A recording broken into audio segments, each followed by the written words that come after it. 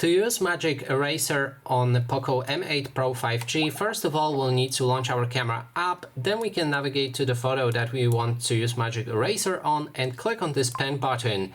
Now navigate to the right and click on Create, and here select Erase. Now first it may need to be downloaded as this is a plugin, so this will download on your phone. After it's done, then if you click on it, it will also ask you to log into your Xiaomi account if you're not logged in.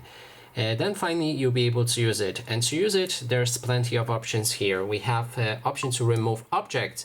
Now if you click on your image somewhere, it may detect some objects and you'll be able to remove them. In this case, on this photo, it doesn't detect any of the objects. There's also option to remove people, so if there's people on the photo that you want to remove, then you can select those people and simply remove them. Just click on them on the image. Remove reflections. If there's any reflections on the photo on, let's say, metallic objects, you can click on these and then they will be removed. And finally, there's the manually remover, which means you can draw on the image where you want to remove things. So for example, if we go on this yellow box, it will try to erase it and replace it with the background. It works fine if you have a very sharp image, but in this case it kind of messed up.